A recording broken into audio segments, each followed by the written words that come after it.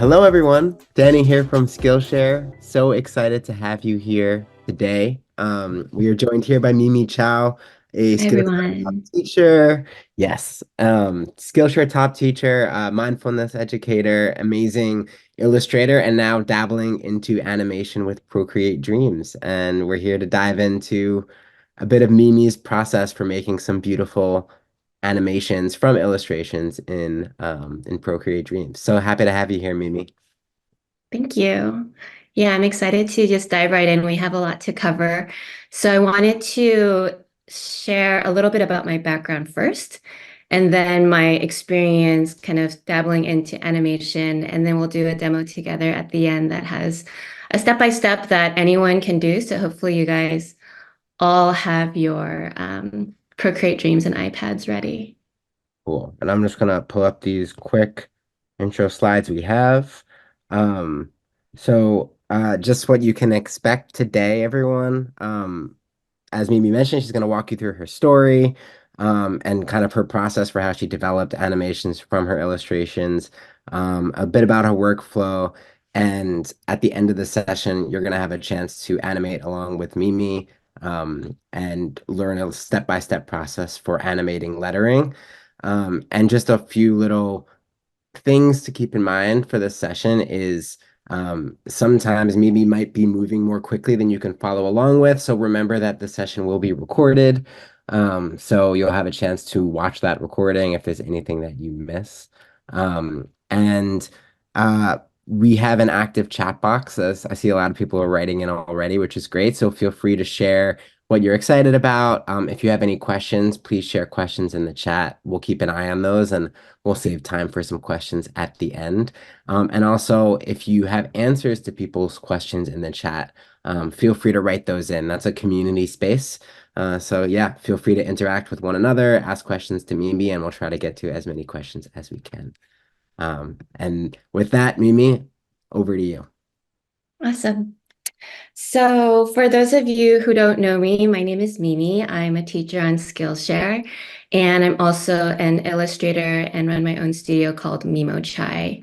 I am a former lawyer and I didn't transition into art until in my mid 20s. So, I'm very familiar with kind of the being uncomfortable, being a beginner, and trying new things. And having that progress be a little slower than you want at the beginning. So, one thing that I really like to share in all of my creative classes and my creative work is a mindfulness approach. I'm also a certified mindfulness meditation teacher. And so I incorporate a lot of that into how I approach creativity and how I think about the learning process. I think a lot of times as creatives, we can be really hard on ourselves in terms of wanting to be, as good as the people that we admire right away, feeling frustrated when our first efforts don't turn out that like how we expect them to be or want them to be. And so I really want to take this time to one, encourage you to just give it the time that it needs. I think animation is super fun and it can really enhance your work so much, as I'll show you in just a bit. And it can also be a really high learning curve in the beginning, especially if it's something that you've never experienced before. So just giving yourself that space to be able to experiment and learn is really important as we dive in. So with that, let me start to share my screen. So this is a preview of my work. This is my website, MimoChai, and I am an illustrator. And for a long time, I really wanted to bring my artwork to life, but animation just felt like too big of a hurdle to really animate. I had taken a class in After Effects, and I had the basic understanding of how to bring my work to life. But at the time, it just kind of didn't make sense. And so when Procreate Dreams came out, I was very excited. I'm very interested in storytelling and sharing the mindfulness aspect through my work as well. And so it's just a really great opportunity for me to learn animation through I would say, interface that I was somewhat familiar with. I do all of my illustration on Procreate, and so Procreate Dreams was just like the perfect complement to being able to take my illustration work from Procreate, move it into Procreate Dreams, and bring that all to life. And so I really honestly didn't get started with animation until Procreate Dreams came out at the end of last year and really started to dive in more seriously with it just, I would say, in January. So I wanted to show you my Instagram where this was the first animation that I posted. And this was in January, early January, and it's only been a couple of months. But the difference I see in from hosting a still to an animation is just so incredible and being able to communicate and connect so much more. Just want to show you just a few more examples of the work. Let me try to get to a view where you don't get half of it blocked by Instagram's info. There we go. Hopefully you guys can hear the sound as well.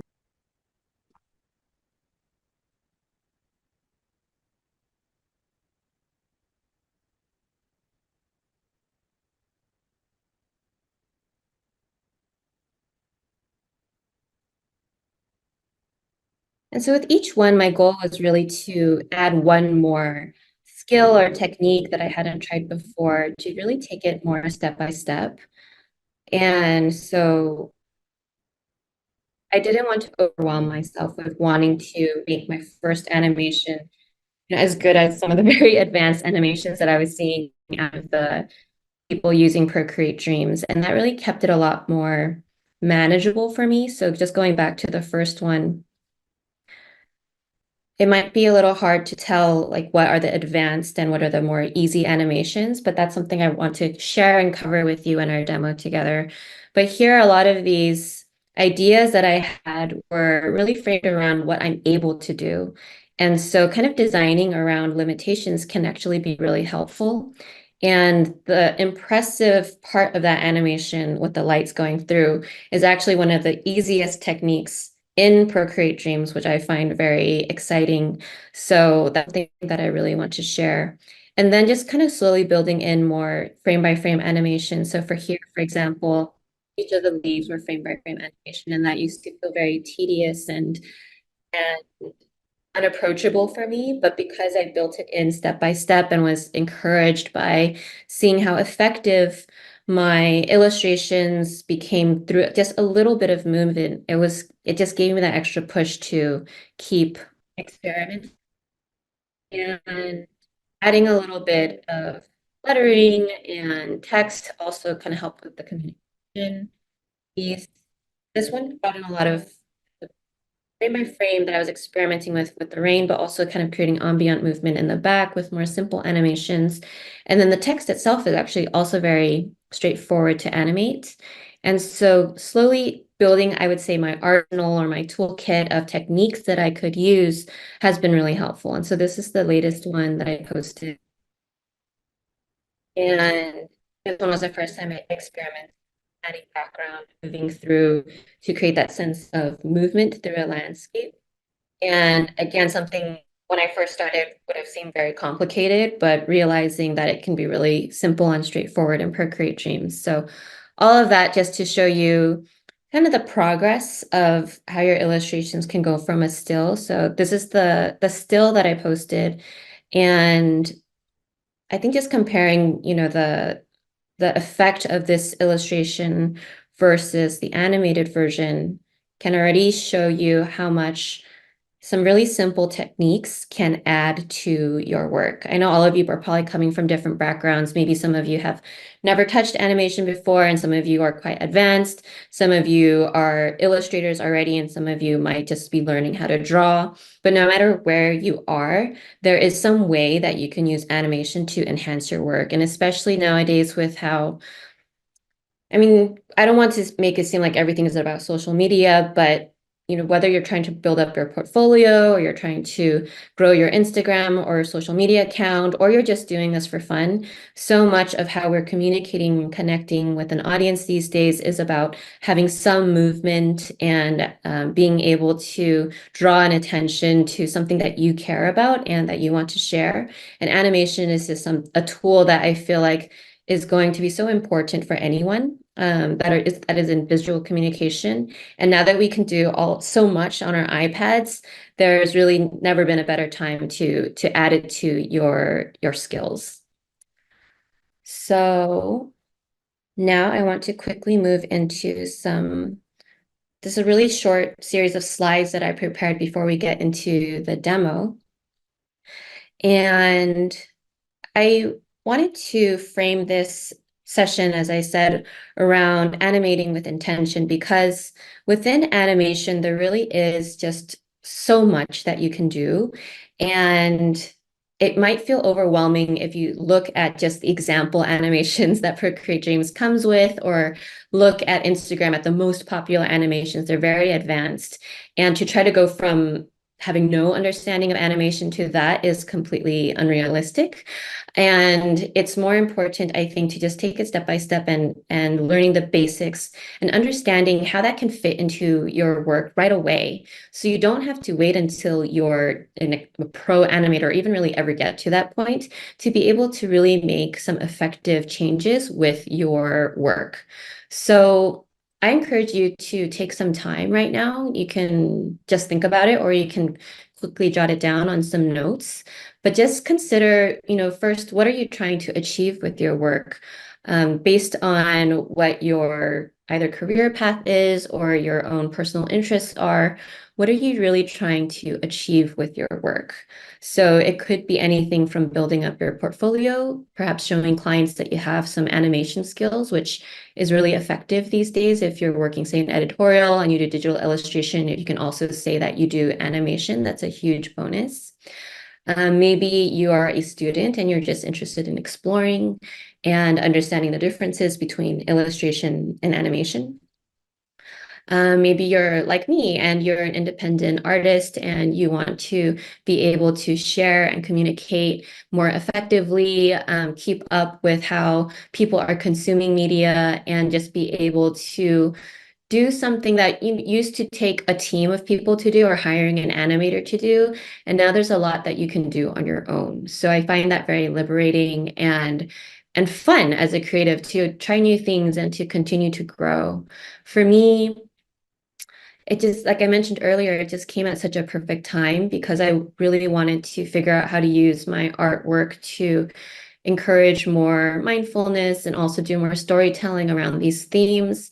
And while I could do it with static illustration, I really believed that it could be so much more effective with animation. And when I saw what Procreate Dreams could do and started implementing it into my work and seeing how much more effective and how much more reach it got after adding some animation, it really proved my hunch that it would really take my work to the next level. So when it came to what I wanted to achieve with my work, there really was an intention. And I framed my learning and my growth in how I approached animation in my work with that intention in mind. So not trying to push myself to be, this incredible animator, because I knew that what I wanted to do really only required, this ambient movement, some simple frame by frames, things that I could achieve if I just put in a little bit of time to learn how to use the interface and how to make it work. So what I like about this approach is that you can really think about, one, what are your skill sets right now? What is it that you really want to achieve? And then kind of design your learning process around that so that you don't feel overwhelmed that you have to learn everything all at once, or that you have to be extremely proficient at something before you even start implementing it into your work. So taking the time to think about what you want to achieve, why you want to achieve it, and then strategically thinking about, what skills do you currently have to achieve this goal? And what skills will you build towards? So for example, you might say, okay, well, I'm an illustrator right now, so I have that in my toolkit and arsenal, and I will build towards adding very simple animations and figuring out how that can either attract clients or help my social media content or whatever it is that you decided in the first part of these considerations. And even if you have no illustration skills, I also want to point out that there's actually quite a lot of animators that I know that don't draw, but they animate other people's work, or people that don't have illustrative work that they animate, but they're doing video content, and then they animate very simple text, lettering, illustrations on top of that, just to add this additional layer of interest. So so many ways that you can think about it. Don't feel discouraged by any means if you feel like you're more limited compared to some of the more professional content that you're seeing out there. So this is just kind of a summary of those points. I really see animation as a tool for communication and expression. I think the main thing that I've heard from students or people interested in animation, their block when it comes to just getting started is that maybe the interface is a little intimidating. It is different than Procreate, the digital painting app. At the same time, once you learn basics of how to get around and the simple techniques that you can just get started and get your foot in the door, dip your toes in the water, you really can start to see how it's more of a tool for communication and expression. And really amazing that we can do all of this on the iPad, on the go, or from wherever we are now. Before, I always thought of it as like, oh, I need to be working on my desktop with these powerful apps, and I have to move between all these different applications, Animate in After Effects, put together the video in Premiere Pro, and then do, video editing. And then also, if I wanted to change anything in the illustration, go back and forth between Photoshop or Procreate. So it's really amazing that now, I can this side by side of the Procreate Dreams, and be able to do that from anywhere. A lot of times I'm working on my animations on the couch or on the go, sometimes waiting in a doctor's office or something like that. And I think that's such an incredible opportunity for us to have this very powerful tool to add to our workflow.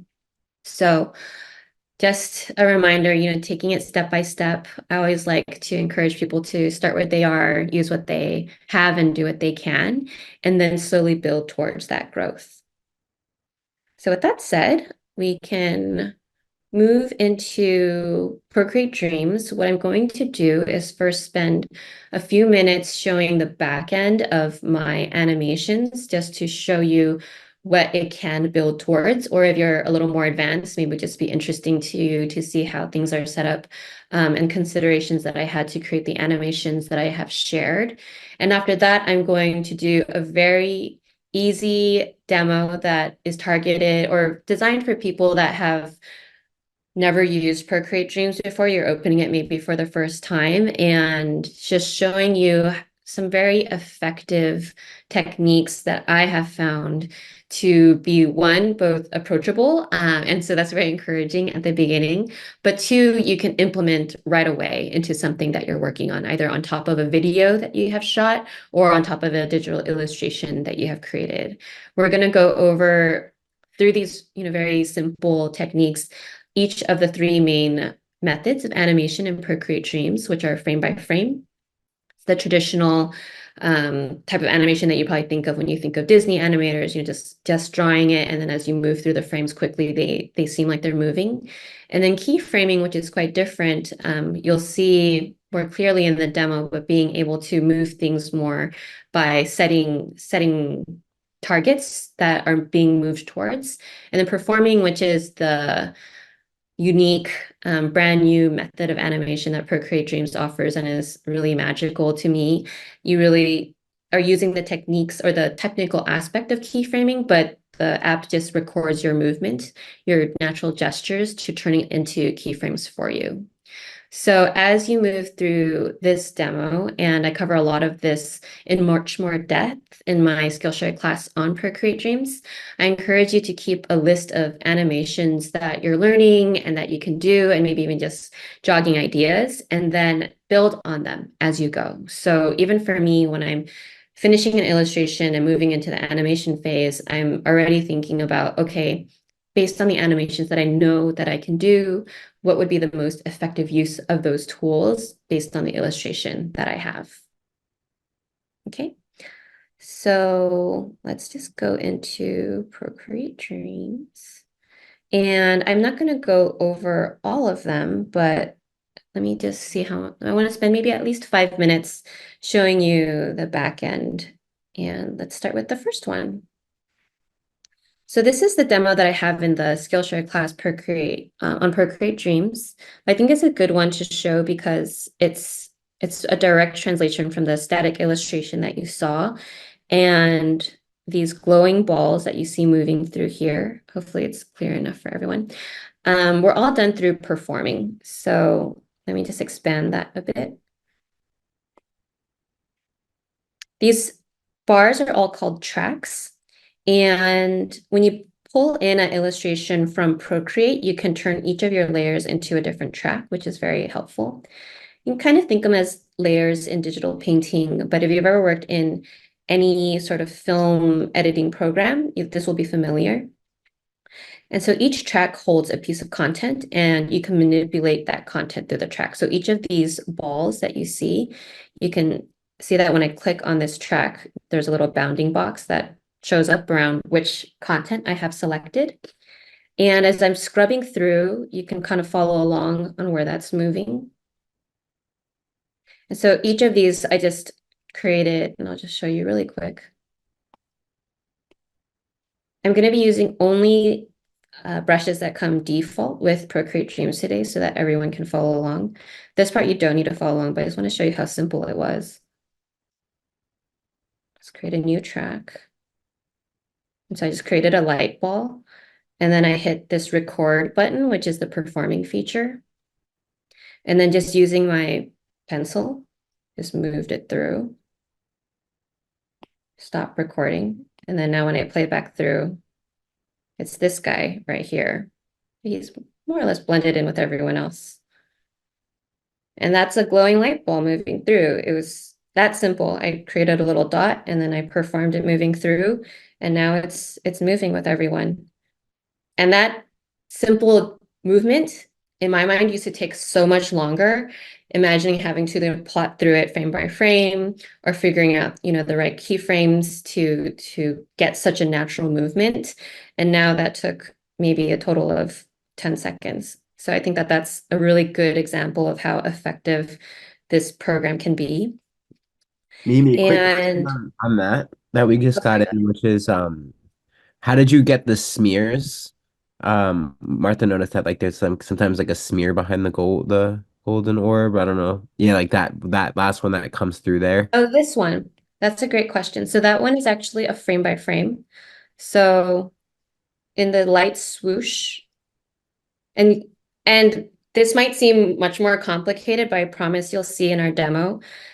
It was literally me drawing this swoosh over, and I can do a quick one here again. It's using the same pen. Let me use a lighter color.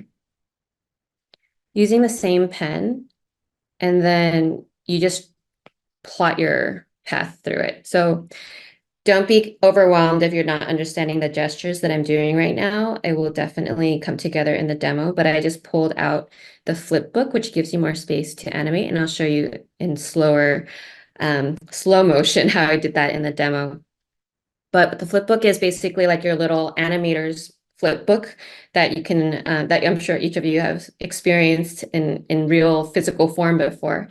And it's a really powerful tool because you can turn on these onion skins and see. So my onion skins are purple right now. You can change the color to whatever you like and just kind of plot the point as you go along. And I'm literally just drawing lines.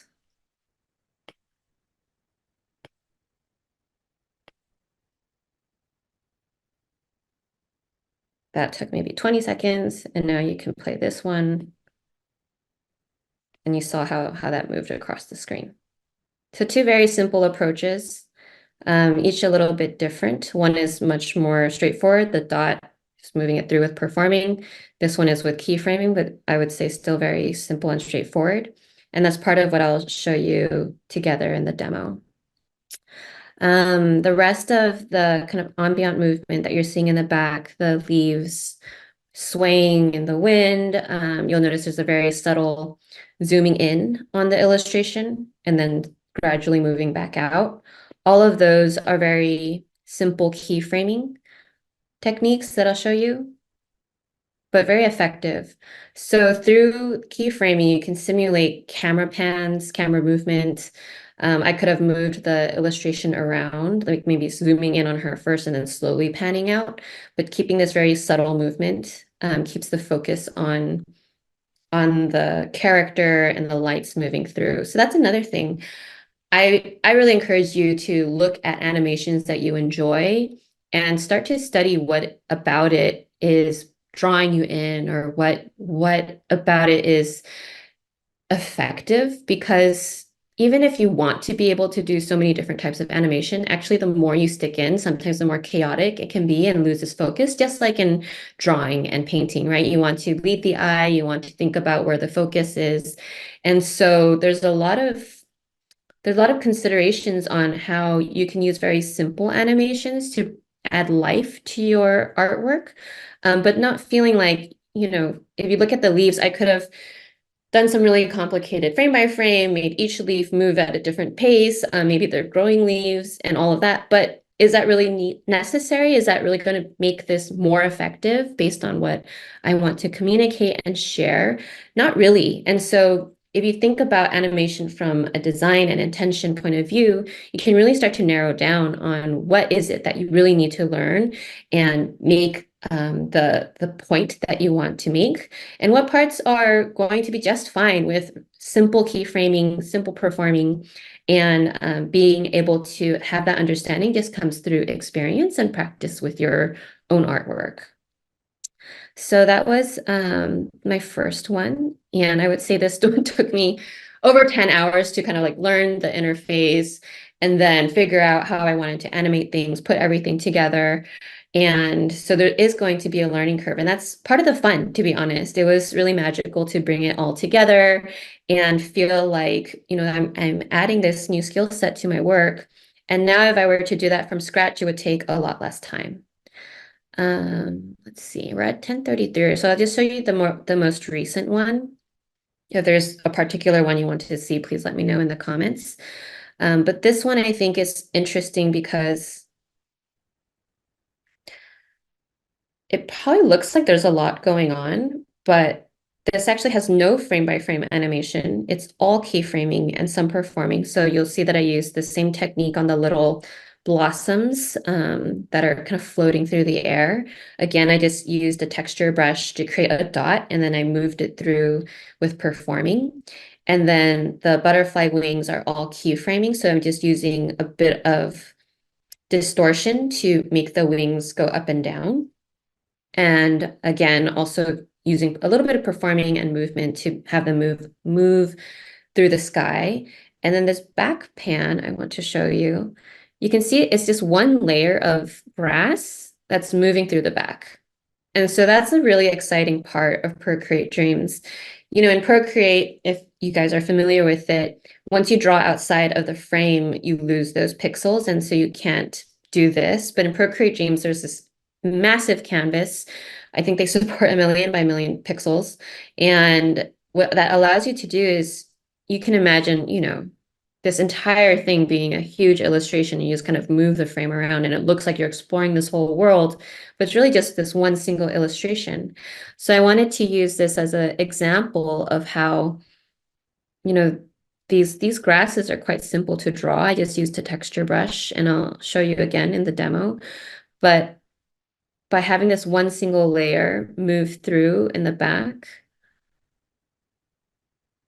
it's actually quite straightforward when you see it from the back end. But when you play it, it looks really effective. And that's another example of something that I used to think would take forever to do. But once I understood the techniques and was able to design my animations around that, that became much more simple and a great example of continuing to build on your toolkit of things that you can do so that as you work into your illustrations, you can really think about what is the most effective use of my time or my animation skills to create the effect that I want. Because another option I could have done is a frame by frame drawing and having them move and maybe growing. But again, would that be any more effective necessarily than for what I want to communicate than this quite straightforward solution? I thought that this was a much better use of time. So all that to say is there's these very simple techniques that you can use to create these really beautiful effects. So with that, I want to get into our demo. So let's Mimi, start. Oh, Mimi, go ahead. one quick question on that one was just like, how did you get it to loop naturally? Oh, great question. So, that is not too complicated. The short answer is you want to start and end on the same keyframes. I go into this in a lot more detail in my Skillshare class and Procreate Dreams. I'm only saying that because we don't have that much time together to talk about more advanced, but my favorite aspect of what I'm doing right now is figuring out the seamless loop. So it's always kind of designing around starting and ending on the same keyframe. So for example, let me just go into, I have this butterflies layer, right? And I just make sure that I have a keyframe at the start, and you'll see in the demo how to create keyframes. But if you have a keyframe at the start, you want to create the same one and put it at the end. So you can just drag and drop the same keyframe, put it at the end. That ensures that your animation will start and end at the same place, which means it will have a seamless loop. There's some times that that's not going to be super easy to achieve. So for example, if I had the grass moving in the frame the entire time, it might be tricky to, like, I would basically have to create a pattern so that it looks seamless. A very simple solution that I came up with was just that the grass moves out of frame. And that means it starts and ends out of frame, and it will look like a seamless loop the whole time.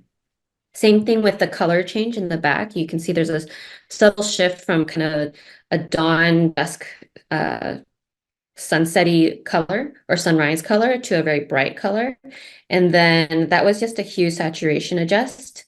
And actually I had two layers where I had the opacity change and just making sure that stopped and start at the same point. I designed my animations around a 4 count breathing loop. So in meditation, a common counting technique is to kind of breathe in for 4 counts and breathe out for 4 counts. And I find it really effective or helpful for me in animation because it just establishes a template in a way for me to understand, okay, I know that it's going to be 8 seconds long. I know it needs to kind of have a middle part, which feels like the inhale is finishing and the exhale is beginning, and starting and stopping at the same place so it can feel like a seamless loop. And just having a framework like that is really helpful in narrowing down your options on how to animate. And so again, that's a great example of how starting with your intention and what you want to achieve with animation can be really helpful in structuring how you're going to learn. Hopefully you have Procreate Dreams open on your iPad, and let's just dive in with a really simple animation. So we're not doing this, we are going to do this. But along the way, I'm going to explain how you can implement this into your work right away. So you're going to have a plus sign up here, and this is where you start a new file. And you can choose actually if you want to work wide, go ahead and do that. I'm going to be using the social one so that we can potentially create something together that you can then share.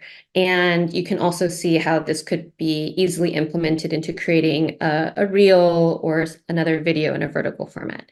So go ahead and start with empty. I would say these are actually quite similar. Draw just opens straight into the drawing mode, but it's really easy to get in there. So let's just start with empty.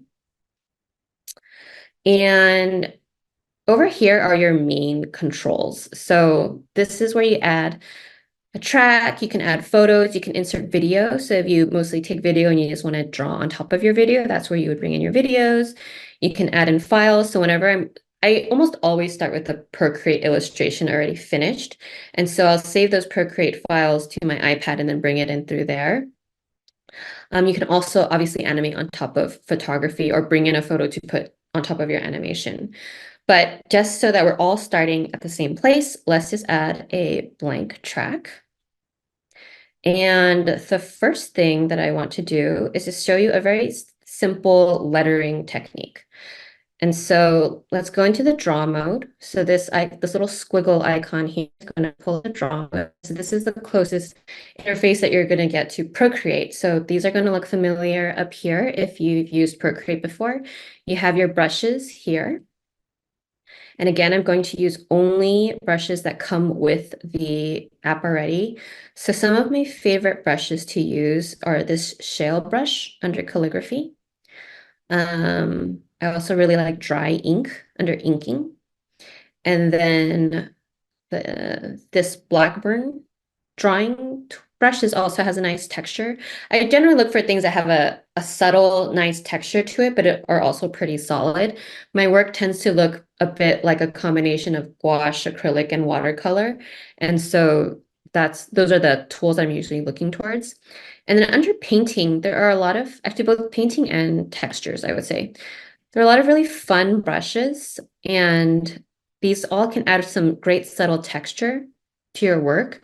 So I highly recommend experimenting with these and just seeing what you like, and there'll be an opportunity for that. So for now, just pick any brush that you would like to start with. I'm going to start with the shale brush. And what we're going to do is letter here. Maybe it might be helpful actually for me to show this as a on the side. Let me know if that's helpful. I can move it out of the way once we get that past this point. So to animate this lettering, the thing that I like to do actually is, You mean? It yeah. looks like with that, Oh, never mind. I see. It's causing yeah, problems. we're just Okay. with exactly. Sorry. Yeah. No problem. So the point of showing that was just right now we're going to just create a layer that has grow on it, or honestly, whatever word you want to animate. Um, this will be our reference layer. And so we're going to trace it on top to do the animation. But this will be really helpful to have. So let's just go and pick any color that you like. I'm going to start with let's see, a nice ochre color. Okay. And we're not going to be too precious about anything, so I'm not going to try to redo that.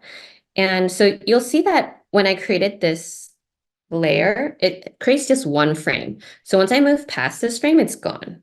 And so an easy way to deal with that is to click and hold, and then you hit fill duration. And so now it's filled the entire track.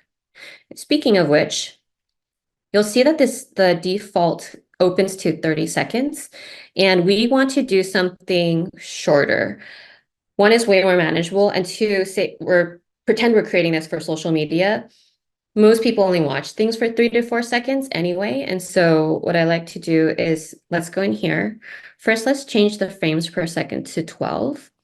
So frame by frame, 12, it has that more jerky look that is your preference really on how smooth you want it to look.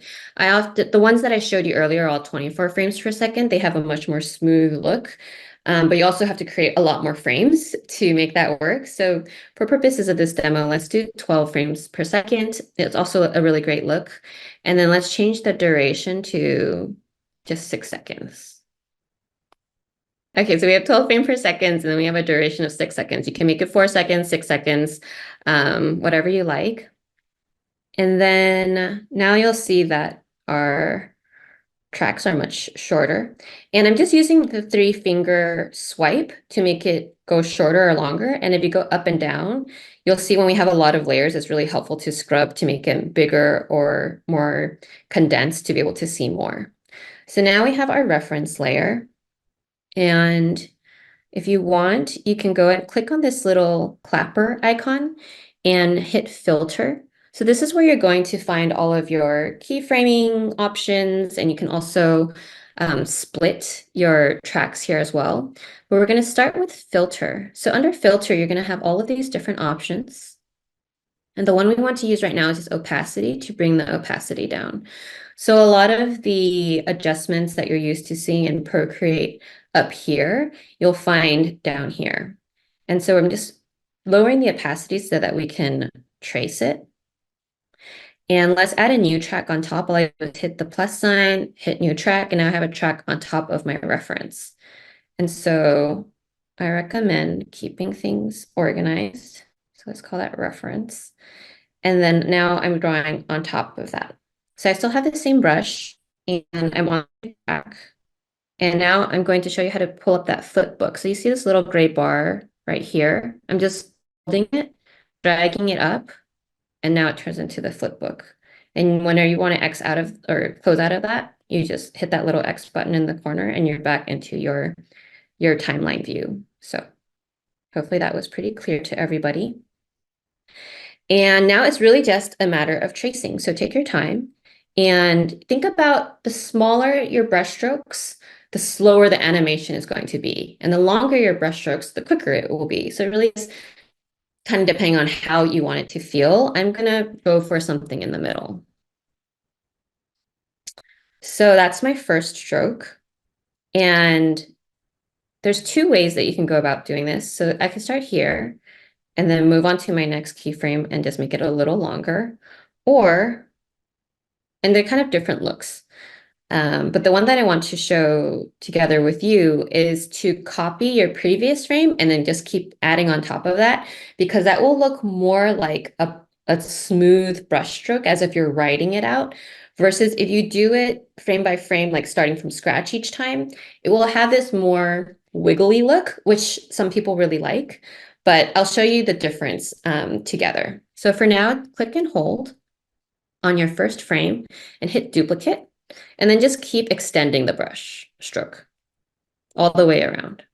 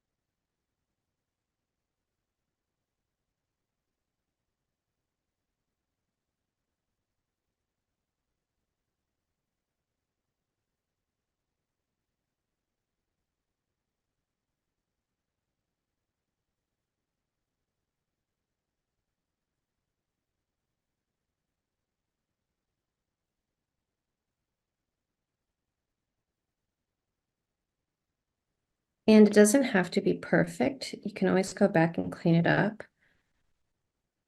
And it will be such a subtle change that it won't be distracting.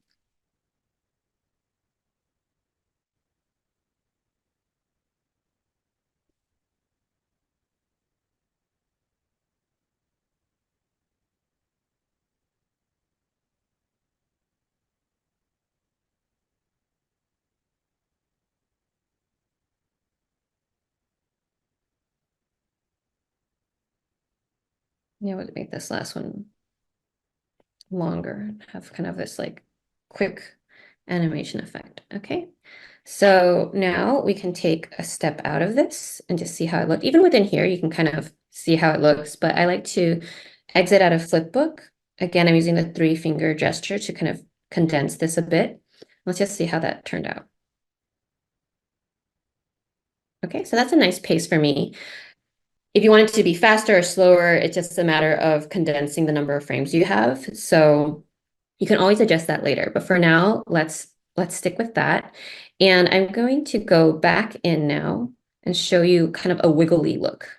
So we have like our finished and finished lettering here. Go to a new frame just by clicking on the next one. It's purple now because remember that's the onion skin that we have. And under edit onion skin, you can always change the color if you don't like purple or whatever the default is. You can make it blue, you can make it green. Let's just keep it purple right now. I like to just use a color that I'm not using in my illustration, so it's really obvious what's the onion skin. So now just trace your entire lettering all the way through and do this maybe like 3 to 4 times. So again, clicking on a brand new one. There's no particular strategy here. It's just natural that as you trace each one, they're going to be a little bit different. And so when you play it all together, it's going to look like it's wiggling.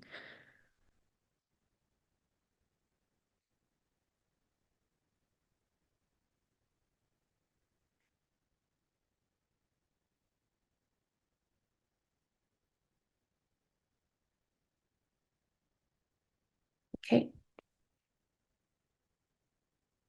Now exiting back out of there. Yeah, it has that like little wiggle effect that you saw. And to repeat that, let's just see where so it starts from this frame. So we have 5 total. I go onto the timeline edit icon, which is this little box. And now your pencil has turned into a magic wand of sorts. And I just select those frames that I want to group together.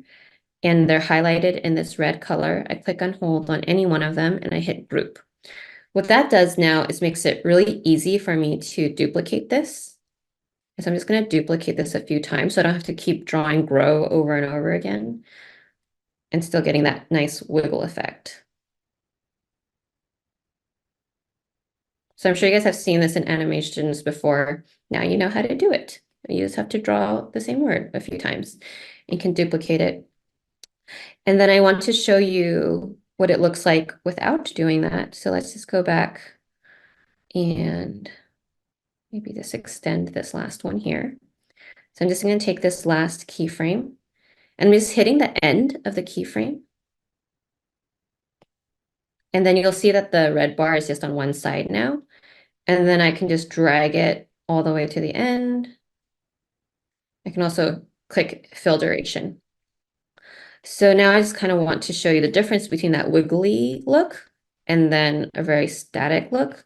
What we can do with that is say you want it to fade out. So I just added a opacity keyframe. Again, hitting that little clapboard, picking my opacity filter. And now you see this little opacity icon, that's the keyframe. And this track below your main track is called the keyframe track. And that's where all of your individual keyframes will live and you can adjust them there. And so now your little clapboard, when you're on your track, you have a clapboard. When you're on your keyframe track, it's your little opacity icon. And if I put one at the end and move that opacity all the way down, now it's going to fade out. So remember you guys were asking about how to make something look like a seamless loop. You can fade it out and then fade it back in and it will look like it's all one seamless loop. So now I can turn off my reference and we can see how that turned out. Okay, and it starts all over again. This is already something you can add to your artwork. You can add on top of video. You can see how easy it is to add some animated lettering. And so you can imagine if you wanted to share news or point at something, you can use the same technique and draw an arrow or draw, little sparkles. It's all the same technique. And within just this one track, you've learned how to create the animated lettering part, how to create that wiggle look, and then how to slowly fade out your text in and out. So you saw in my animations, I have the lettering characters kind of pull in and then pull out. That's I just use the opacity filter. So simple enough for that. Okay. The next thing that I want to show you is Mimi, was there any difference between adding a track below and not above? Somebody asked if like why you added a new track below and not a not above. I don't know if it makes a difference, but wanted to double check with you. For this one, it does matter. I added above because we want to draw on top of our reference. And so if you have the reference on top, then it's going to affect the layers below it, for example. So Hmm. if you're thinking about tracing something, you want to have your reference layer below. I hope that makes sense. Yeah. Okay. So another thing that we can quickly do actually is I'm going back to timeline edit and just grouping my lettering together. I just drew a line all the way through to select it all. And what's cool is that, we had the wiggle row grouped, but you can still group the groups. And now we have one big group and we can rename that to keep our work organized. So you want to exit out of timeline edit mode to get the full options. I'm just going to hit rename and I'm going to put lettering. Another very handy way to organize your tracks is to add a color to them. So under highlight mode, I'm going to put yellow because it's kind of a yellow look. And now I'm going to add another track. And so now you can think about it like layers in digital painting. I'm adding it below so that if it does move at all, it will go behind the lettering. I just want us to add a very simple circle. So everything that I'm drawing, I think anybody hopefully can draw. So we're gonna just pick a circle to be our little sun in the sky, maybe a little brighter.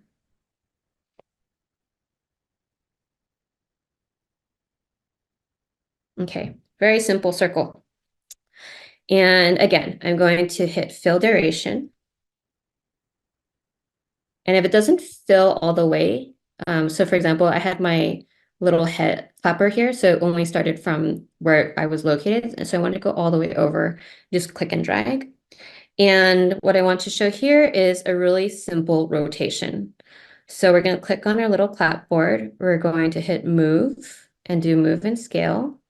And then we're going to drag all the way over, make sure it's still the move and scale icon and not your clapboard icon, and just hit that again. And so there's a few ways we could do this. We could obviously hit record and like spin it around. But sometimes when I want things to be very exact, it's actually easier to go into the keyframe. So that's what I want to show you here. All I want to show you is how to rotate something. And so here with move and scale, you can do so many things. This is how I created the butterfly wings, for example. So you can like click and hold and make it bigger and smaller. You can also like hold onto, let's see, hold onto any edge and kind of like squish and squash it. And depending on where you have your anchor point. So if you click on these little three dots up here and hit edit anchor, you'll see your anchor point and you can move that to wherever you like. For our purposes, we want it to be right in the middle of our circle. And this is an important point because sometimes you accidentally make brush strokes somewhere else and your anchor point is going to be in the middle of that entire frame. So you want to make sure that it's just in the middle of where you want it to be. And then let's just rotate it. And to rotate it, all I do is go to my other one. And maybe I want it to rotate twice. So one rotation is 360 degrees. So twice is just going to be 720. And it's going to be super subtle, but my whole point here is just to show you how to rotate something.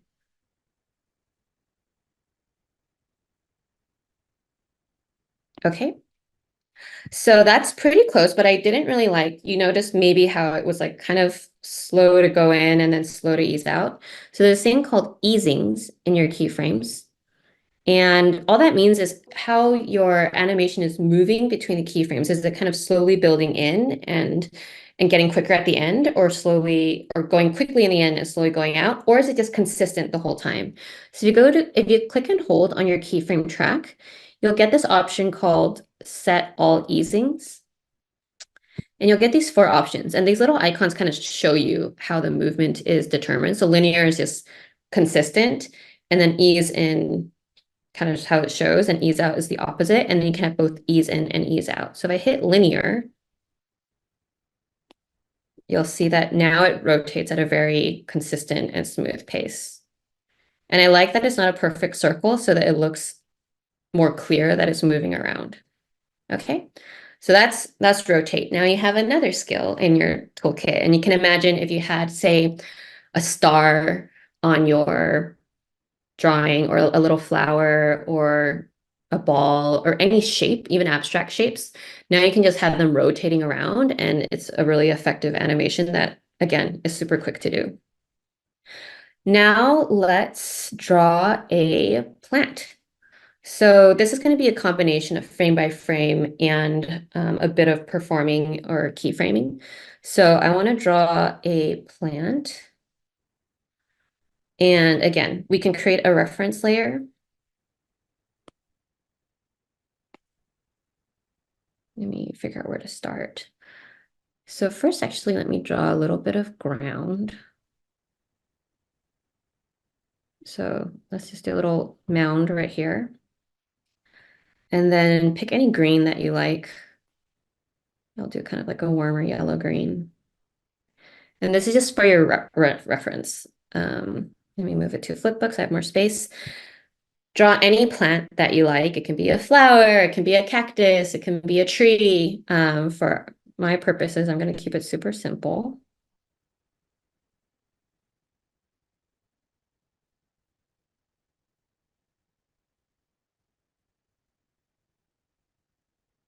Kind of like the plant emoji. Okay, so that's going to be where I want to end up. I'm going to fill duration again.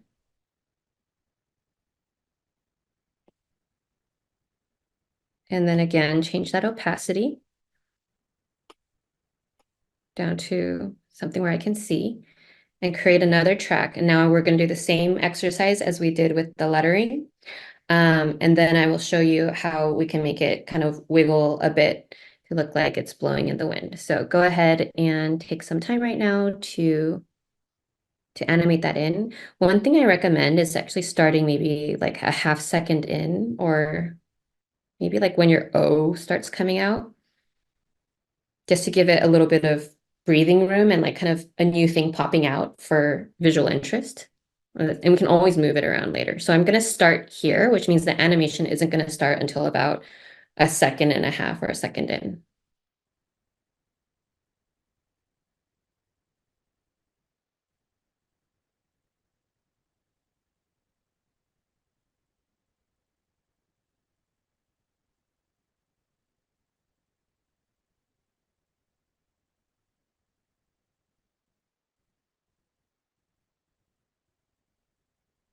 So I would have that actually as my first one because I might want to extend that to the beginning just to have as the point.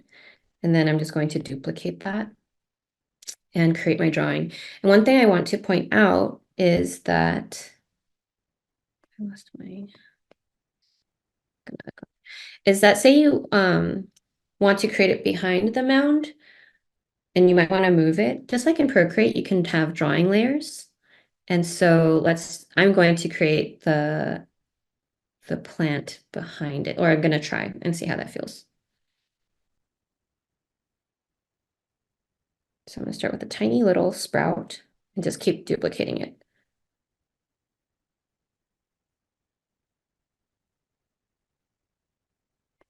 So it's just like our lettering technique.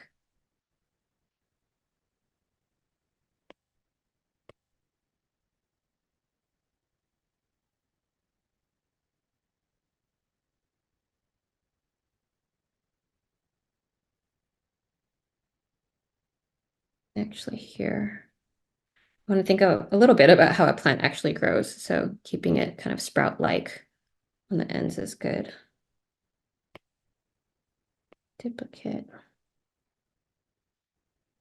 And then maybe around this point, I decide like the next piece should start growing out, even though these are still finishing up.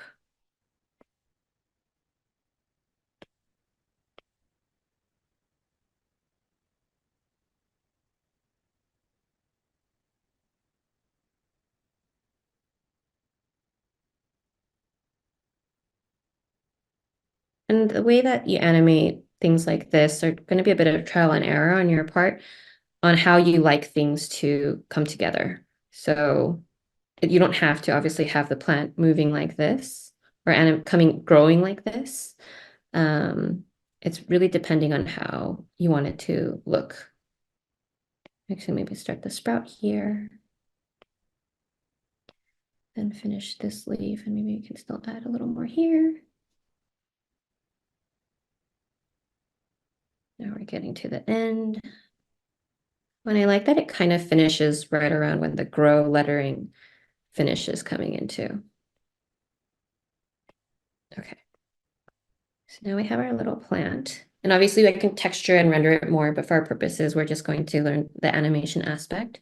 And so I have this final piece here. And now we can exit back out and see how that looked. I'm going to turn off my reference layer. Cute. Okay, great. So I'm going to extend this mound so that it can be there from the beginning. Just clicking and dragging. And I can also have it fade in if I want to later. And then I'm going to have this part extend to the end. So now it looks like that. That could be cute on its own, right? But maybe I want the plant waving a little bit. And that's a good opportunity for us to learn how to move and warp things a bit. So warp, oops, why not?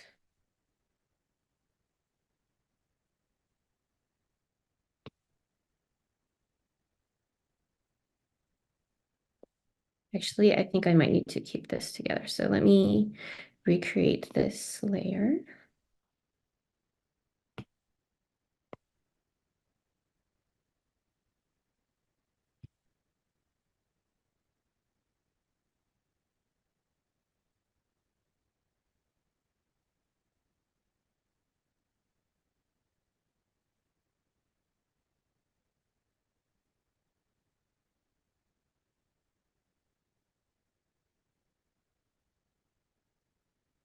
Okay, take that out of there. So now I have warp, and you can adjust your warp. If you've ever used warp in Procreate, this will look familiar, but warp allows you to, as it sounds like, warp your illustrations. And then depending on how many handles you want to have, you can adjust that as well. I find that 4 is usually fine. So I'm going to put in just a few. So remember what I said about starting and ending at the same place. So this is a good way to practice that. And then let's just put in a middle one that's going to be the same, and then 2 in between. So a total of 5. And all I'm going to do is just kind of move it a little bit. So I'm just clicking and dragging. I'm trying to focus on the plant and not move the ground. But the first one is going to move a little bit to my left, and then we're going to have it move a little bit to the right. Let's see how that looks. Okay, so say you're like, that looked a little bit too much. I don't like how it's wiggling around that much. We can always just delete those keyframes. And I just clicked and held on them and do it again. So maybe I was like, oh, that was too much. I want it to be a little more subtle. Let's see how that looks. Yeah, I think that's nice. Okay, so now you know how to do frame by frame animation to make something grow, and then now to use the warp tool to make it wiggle around. And you can see how I can make it wiggle a lot. So say I was like, oh, it's going to wiggle all the way down here. It will do that for you. Okay, but I want a subtle movement, so let me undo that. Okay, so that feels nice to me. Doing pretty good on time. So the next thing that I want to show is adding a background color. So we have like our nice daytime right now, and I'm going to go in and just click on a big brush that I can use to fill in the back. So let me just go in and use flat brush.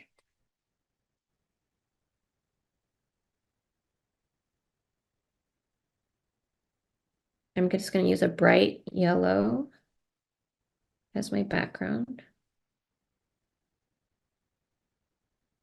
And again, not being too precious about it. Anything outside of the bounding box won't show, so it can be messy like this. And I'm going to go ahead and fill duration. Say I thought, oh, that looks a little darker than I want. I can always go into filter, hue, saturation, brightness, and adjust that from here. Okay. And then there's a few ways to do this. So what I want to show you now is something that I think is very cool and also easy to do. I'm going to go from nighttime to daytime. And so one way you can do that is having this hue saturation start all the way from a nighttime color. Okay. And like I said, to start and end on the same point, I'm just recreating that same frame and dragging it to the end. I just want it to be even darker. And so just make sure it matches. And what's nice about how specific you can get in these adjustments, you can make it match perfectly. So here I have 2, 62, 12, and I just need to make sure that this is also 2, 62, 12. And then in the middle, which is right around here, I need it to be back at 0, or all of them at 50%. This one at 180. And one thing I like to do is usually have like a breath a pause, maybe about a second long. So I just kind of copy the same keyframe. Oh yeah, we wanted to make this a little brighter. So this one's at 53, put it at 53.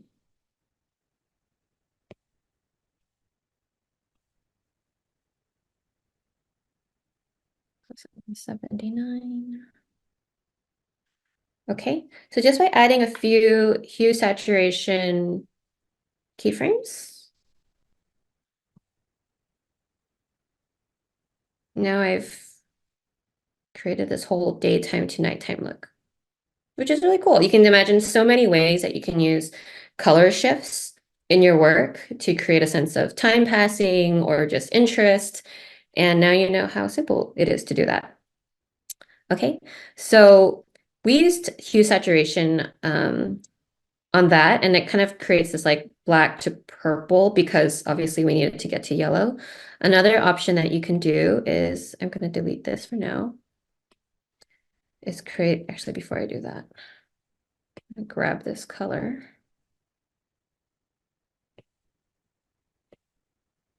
And let's create a track on top of that. And then again, fill that color in. And now this is going to be my nighttime sky.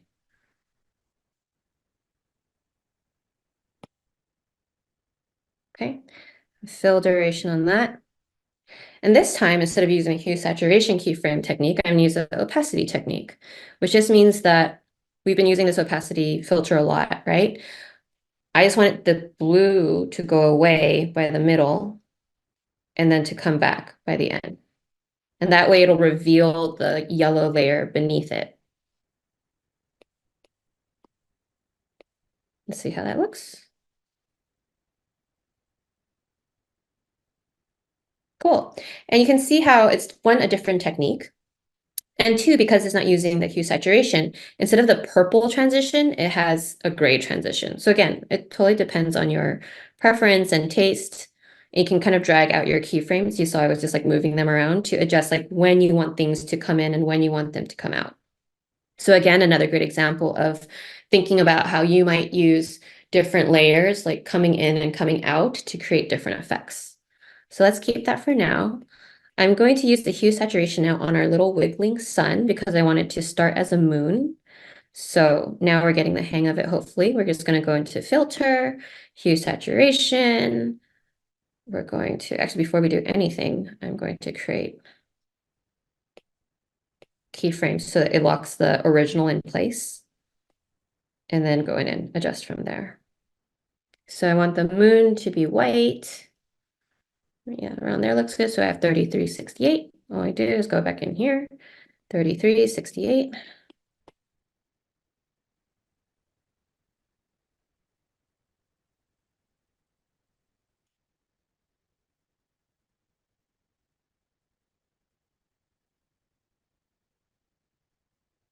Cute. And maybe I want the plant to disappear at the same time as the lettering. So I'm just going to go into my plant drawing, opacity filter. And at the same point that the grow disappears, which is right around here, I want this to also disappear. And maybe that, like I said earlier, the mound will come in slowly. So we have that nice transition as well.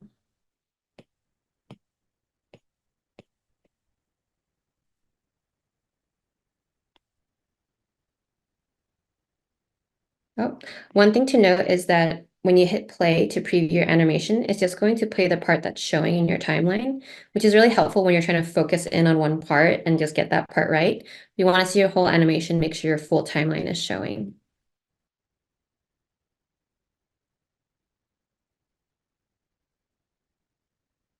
Cute.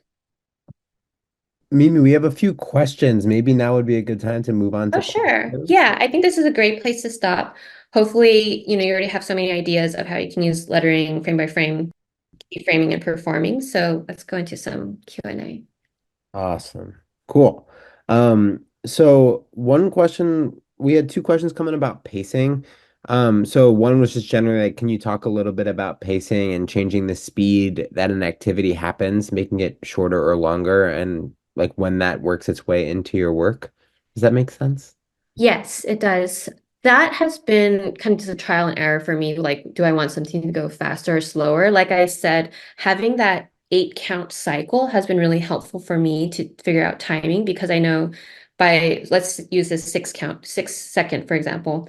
I know that by around 3 seconds, I want the crescendo of the animation to be there and then to slowly taper out as we go back to the beginning. So that's one way for me to think about speed. As you start to do more frame by frame, you'll get the sense of how many like kind of short strokes or long strokes it takes to have a quicker animation versus like a more gentle and slow animation. And I think that also depends on the feeling that you want to give in your animation. So longer strokes, fewer frames is going to feel fast and more abrupt, and then fewer strokes and more frames is going to feel a lot more gentle and slow. When I want to change things, for example, say, let's use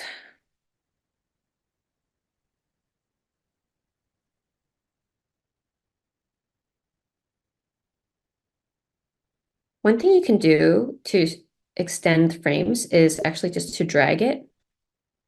So say I wanted to make some of these longer, you can click and hold on the edge of one frame and then drag it over. And if you hold your other finger on the screen, it will push the other ones over as well. So maybe I want this to be a little slower, so I'm just going to make all of them 2 frames long. And I'm just clicking and dragging them just to show you what that will look like. Now there should be kind of like a slower pause when we get to that point. Yeah, so it's like that part went slower. So you can adjust everything as you go into it. And also it depends on your frame rate. So like I said, 12 frames per second gives you more room to have just few frames to get to the same amount of animation. If you want it to be faster or smoother, then you can increase your frame rate. And also, for example, if you wanted the plant to move more, right now I only have 5, right? So it's like kind of wiggling back and forth. But if I wanted it to go faster, then I would kind of create more of that. And so I'm just adding more keyframes. And now it's going to wiggle more.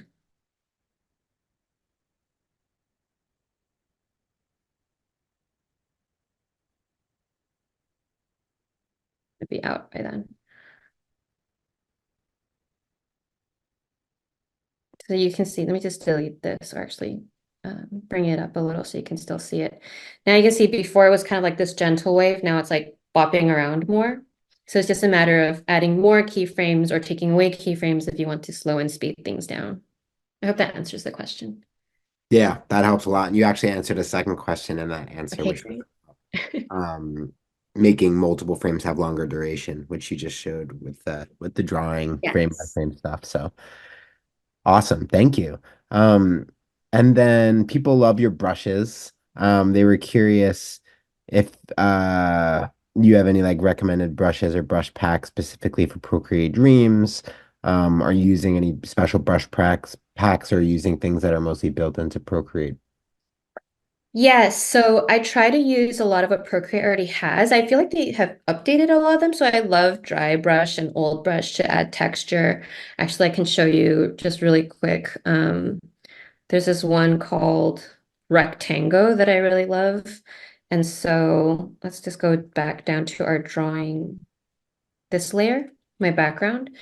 And I wanted to add just a little bit of texture. So I'm going to just bring it down a bit.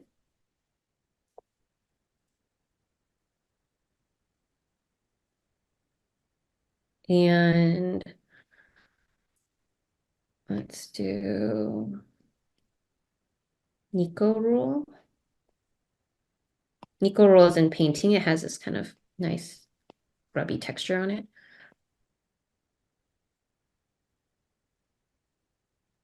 And so this is messy, obviously, but now you can kind of see how just adding a little bit of texture and experimenting with these painting brushes can be really effective. I also love adding just a bit of noise, and that can be any noise brush, um, to create some additional interest.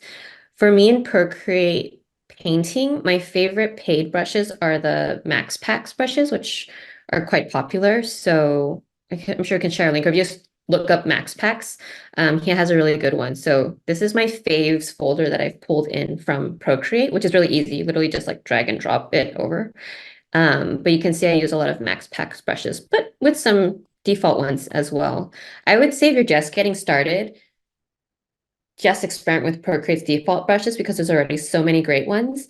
And then figure out the look and feel that you like. Maybe you like more oil painting brushes, or you like really graphic, like sharp edges, solid brushes. And then just pay for the ones specifically for what you need. So Max Packs has really good wash and watercolor ones. And so I paid for those, and I think that those are really effective. But if you never use that style, there's no point in buying those. So start with what Procreate has provided just to figure out the look and feel that you like. A lot of these are really great. And then go from there. Awesome. That was really, really helpful. I love the texture that you added to this one with that. Yay. Um, very Yeah, you can do it on the nighttime one too, and it would just be more and more effective. And on the plant and on everything. awesome. We have two more general questions here. Or Sure. one is a little bit more technical, I guess.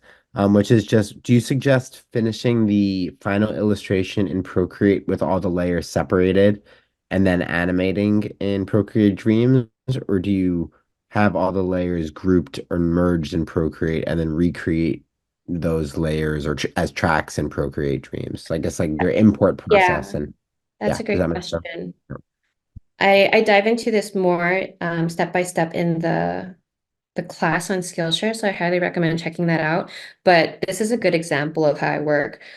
First, I focus on the illustration in Procreate and get it pretty much final, and then I'll duplicate it, and then I call it Dreams Cut. And what that means is in my illustration file, if you guys work digitally, you'll know that I tend to create layers more by the textures, kind of how I just showed you, like I create this texture, like that would all be on one layer. And then I would have like the colors on individual layers. But when you animate, like I wanted to have each of these flowers move individually and the leaves come out by themselves.